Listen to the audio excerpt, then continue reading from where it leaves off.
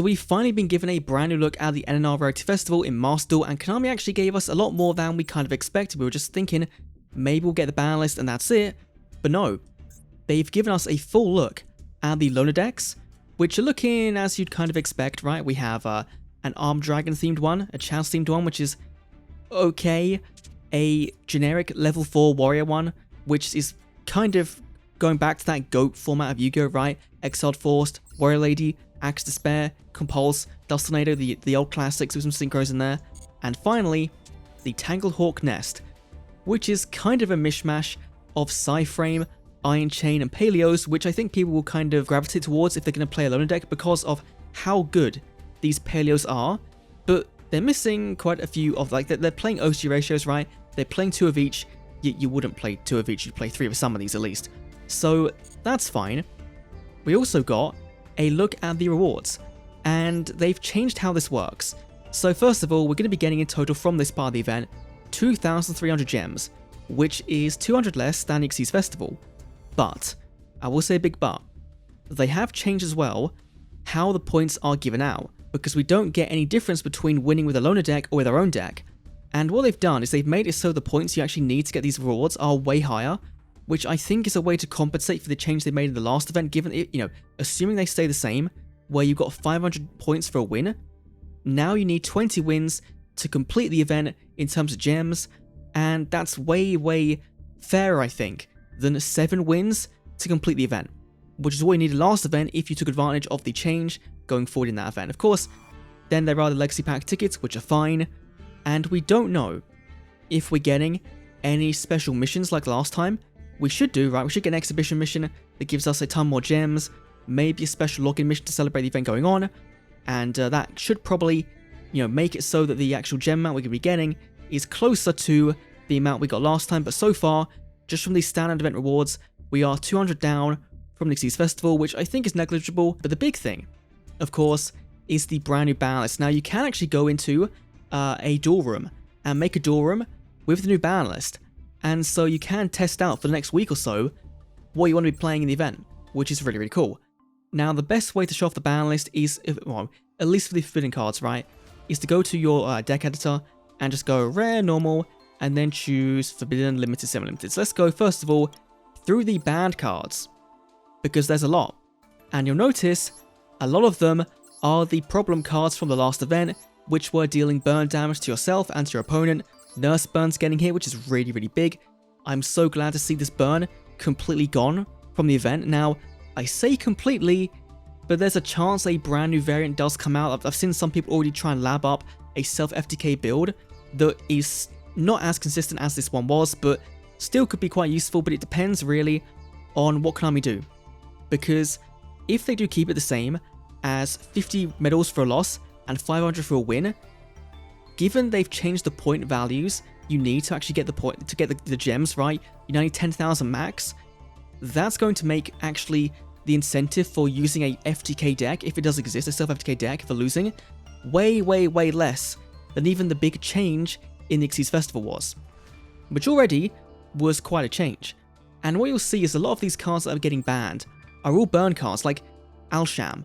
I don't think this should have been banned, right? It deals 1,000 once per turn when it's summoned, unless there was some kind of loop, but you're not going to be getting this off more than once a turn. So I think this one probably was fine to kind of keep at 1 or 2, but sure.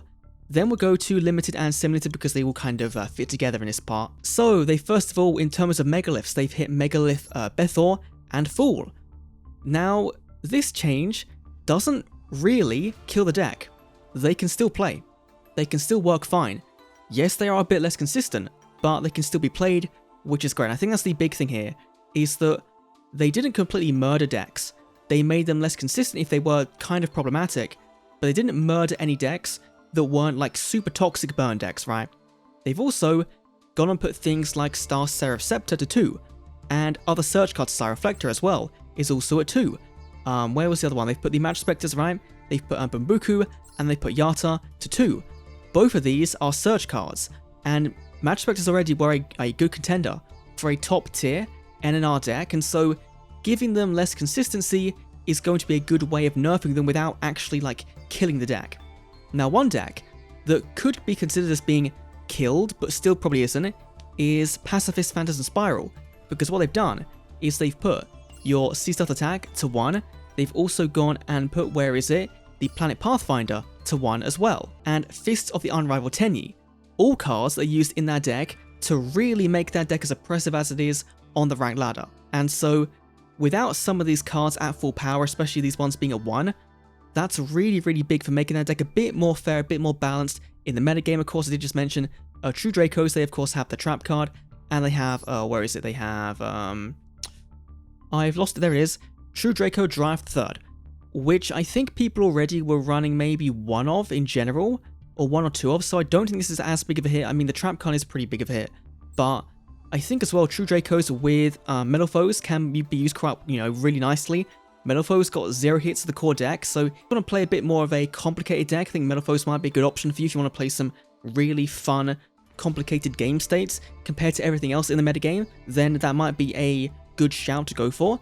They also hit Vishuda, which I think is the best hit they could have done for Tenyis personally, because this card is splashable in literally every single deck possible. It is the Pancratops equivalent for this format. It's a free special summon, and of course you can use it as an extender or as a tribute fodder, that kind of thing. Aside from that, everything else is just kind of as you'd expect, right? There's some burn cards, Morphin Jar number 2, Night Dragalich is kind of cool that they have actually hit this, because they've not hit it in a huge way, right? But they've made it so that this unfun, uninteractive game state that this card kind of brings isn't going to be as super consistent as possible. Now, they have also hit Moon Mirror Shield, which is probably one of the best cards in this format. I'd kind of put it as the Duel Links equivalent of Power of the Guardians for a low rarity format, right?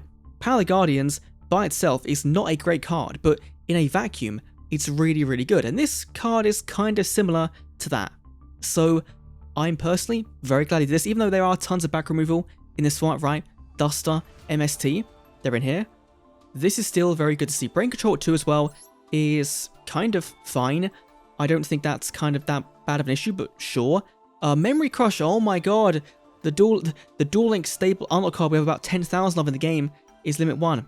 How could they? How dare they? But overall, I'm pretty happy. Oh, Time Lords as well. Time Lords, they got Michion, I think that's the half-life but 1, yeah.